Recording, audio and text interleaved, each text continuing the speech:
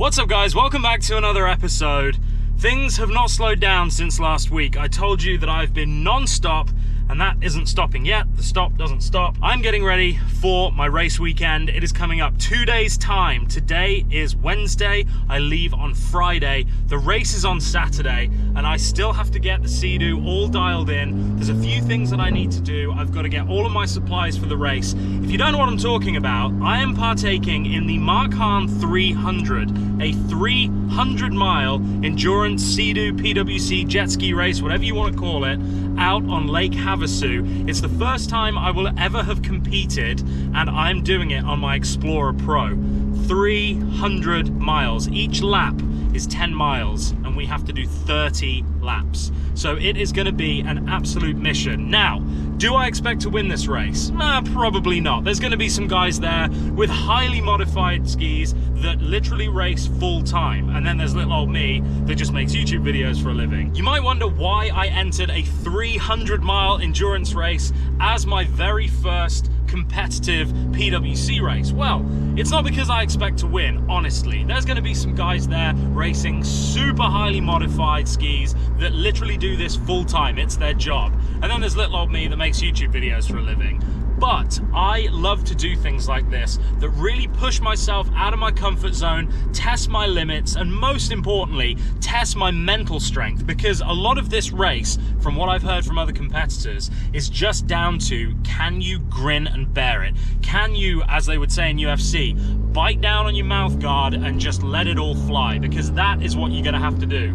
On a good day, with good conditions, this race is about 4 hours. On a bad day, it can be anything up to 7 hours sat racing around on Lake Havasu. So it really is a test of not just your physical strength and also your physical endurance, but your mental strength as well. And honestly, that's kind of what I'm most excited about. I know that I'll be able to hang on for the full 300 miles, but will my mind break?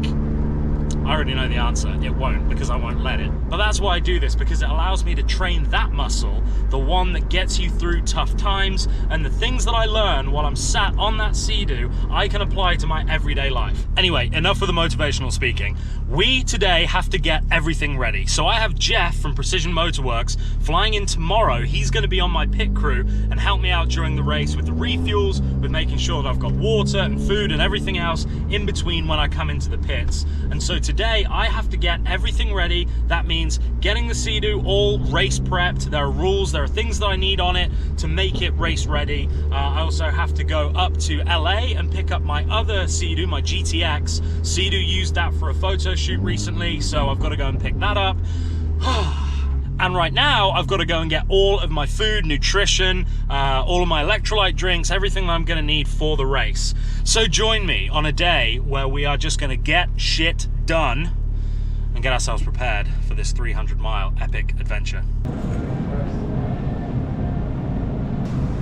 Avocados. And remember, a little thank you goes a while.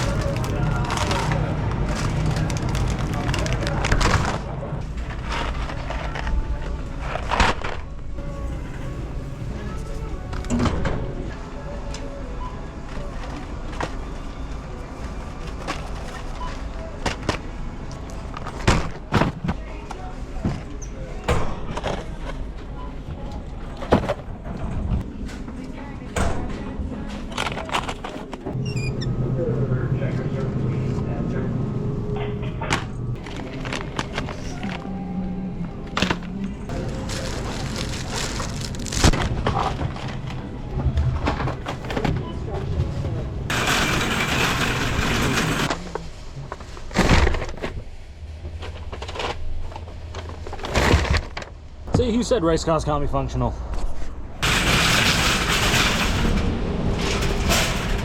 If you don't put your shopping trolley away, you're a naughty person. Always put your shopping trolley back. Woo! It feels warm. Why does it feel so warm? It's not. Can we do it without scraping? Yeah.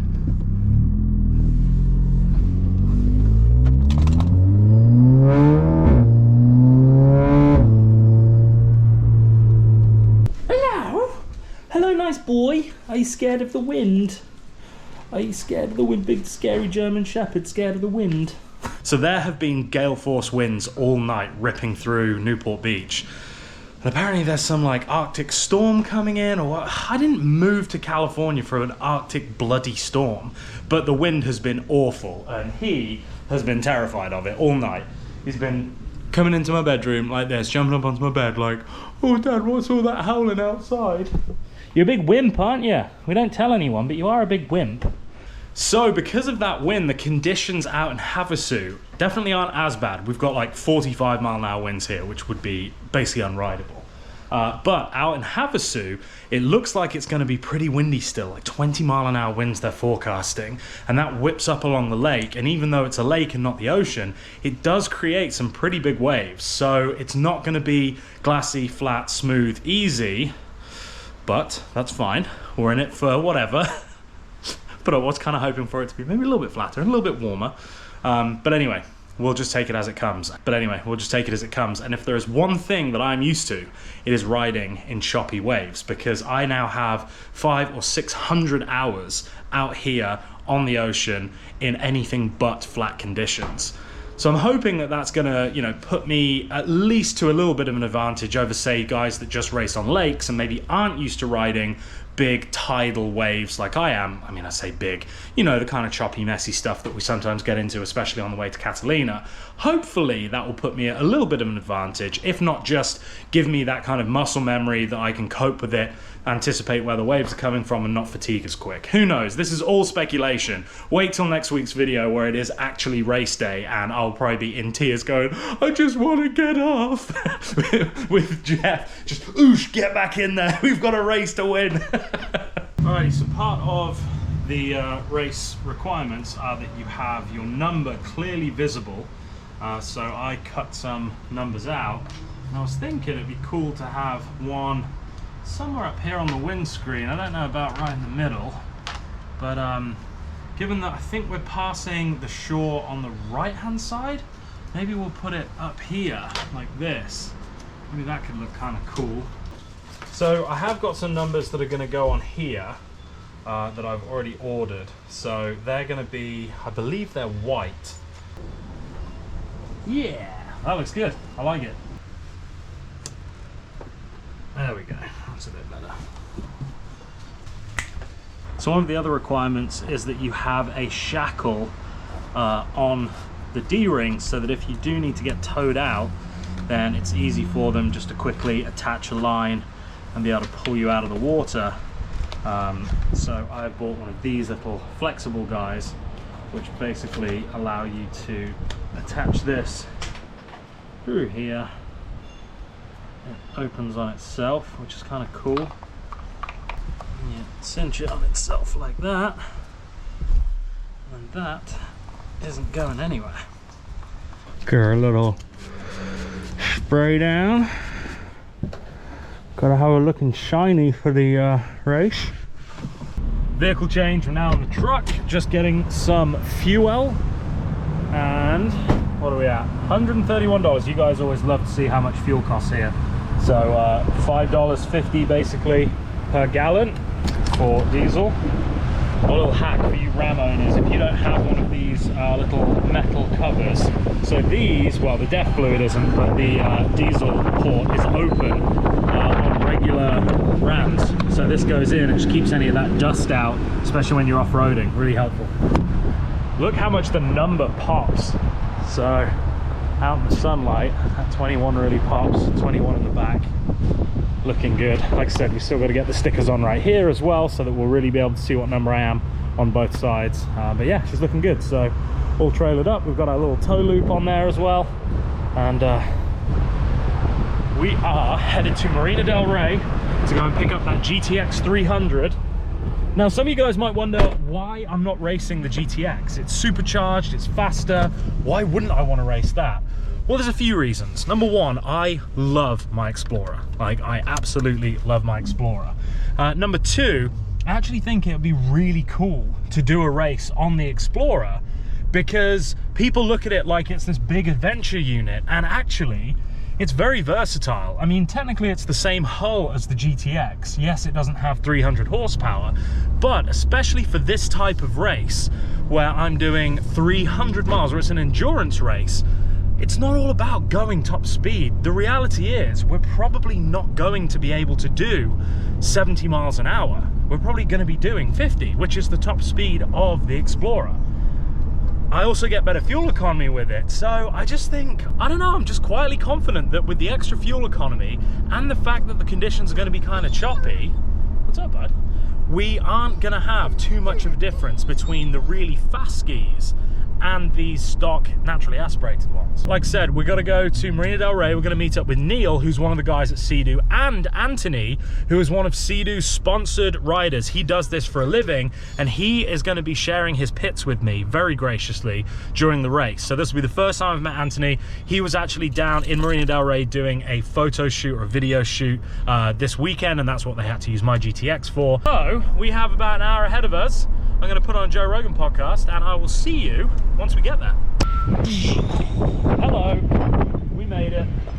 Oh my goodness, you're probably not going to be able to hear a word I'm saying. Right here, guarded by the truck, you can hear me, but wait.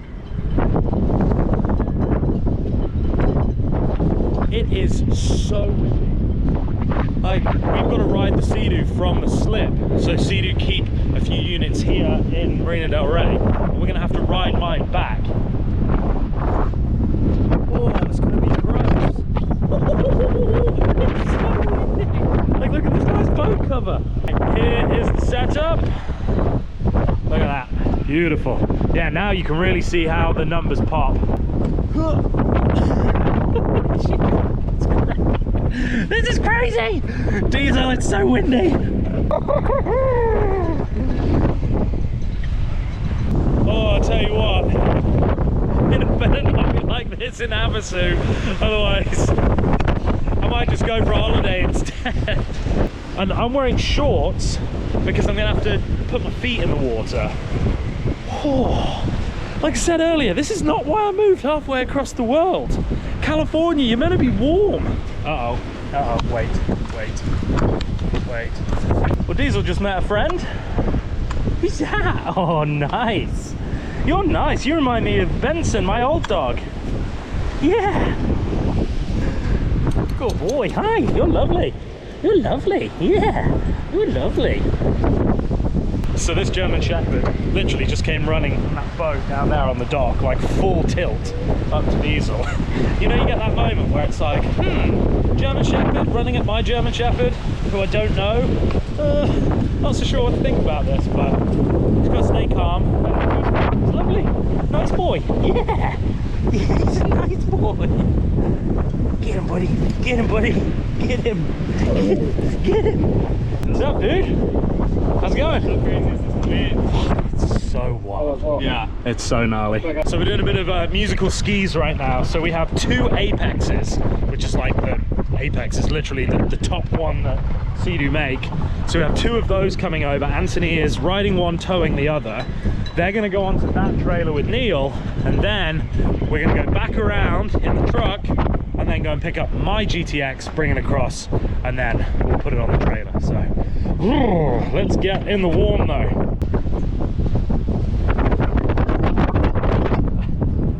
How far can you go on your ski without refueling? Is it about 80 miles? I would say, yeah, conservatively 80 miles. Yeah, so what happens once we pull you out, refuel you, we're gonna spin you on the trailer. So now you're gonna be facing forward. Yeah.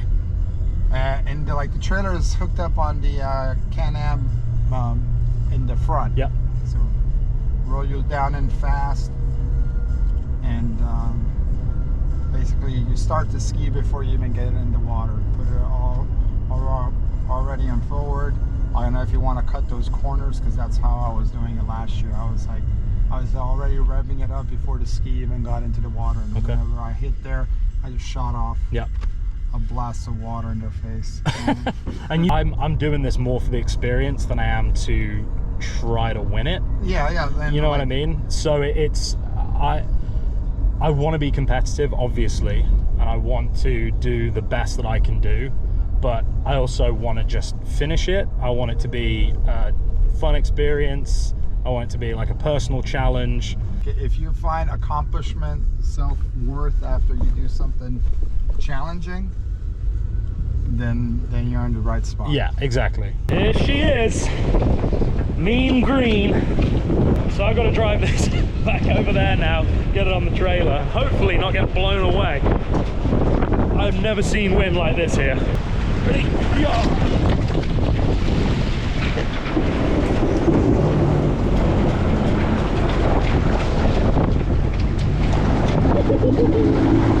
Look at this chop.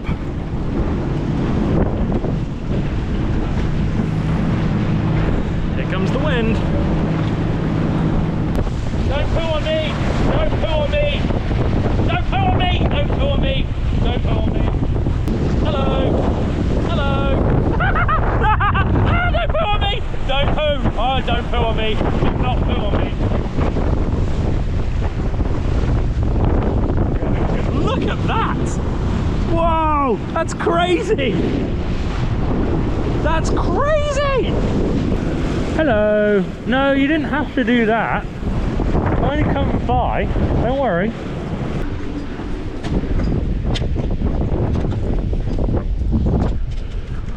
Got it. Yep. I'll be back.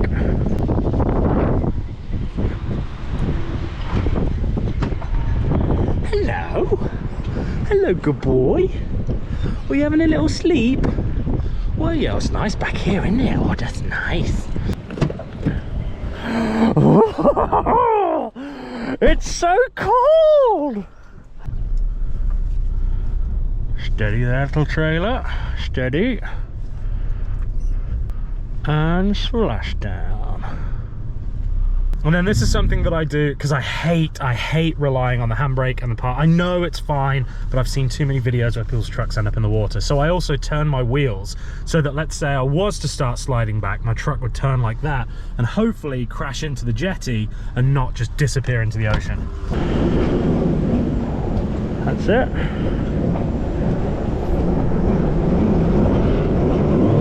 There we go. Done.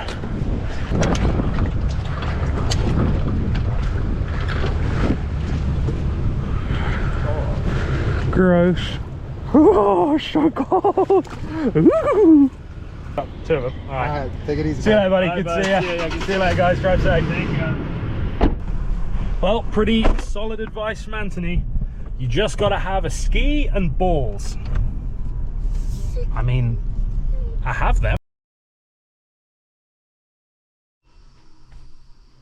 Where can you guys go? There. Is that one key? Probably. Okay.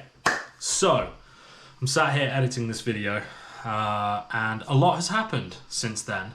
So, on my way back from picking up the SeaDoo, the GTX, I got a call to say that Jeff, who was coming out to help me, couldn't. Something came up. I'm not going to go into it, personal stuff, but yeah, so unfortunately Jeff isn't going to be able to come out and help me tomorrow. I also had somebody else that was coming out to help, and they cancelled last week due to another unforeseen thing.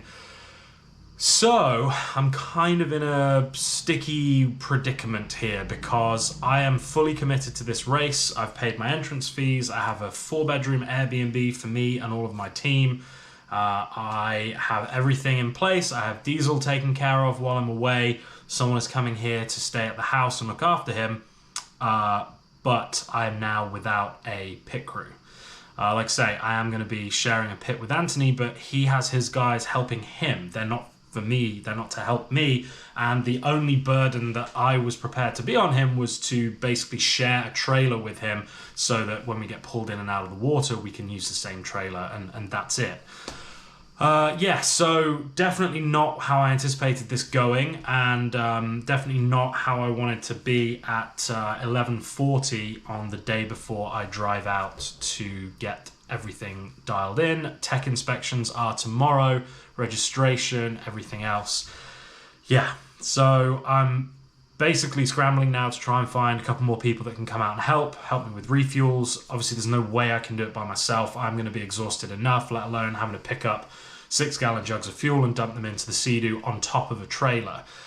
So yeah, like I said, not what I anticipated, not how I expected this episode to end. I thought it was going to be a cool episode where I ended being like, everything's ready, we're all good to go, let's go and race. But yeah, life throws you curveballs sometimes and you just have to deal with them. So like I said, I do have some calls out, I'm trying to get some people to come give me a hand, and we'll see how it goes. So I guess this is it for now. Goodbye. I don't have an answer for you, and I need to get this video edited so you guys can watch it today when you're watching it. So just stay tuned and see if next week's episode is me racing 300 miles on Lake Havasu, or if all of this prep has gone to waste. I'm hoping that we can get this done. This isn't me being dramatic either. I definitely didn't want this to end this way. So yeah, thank you guys for watching. Keep everything crossed for me. I hope this works out. And yeah, I guess until next time, guys, don't do anything I wouldn't do. See ya.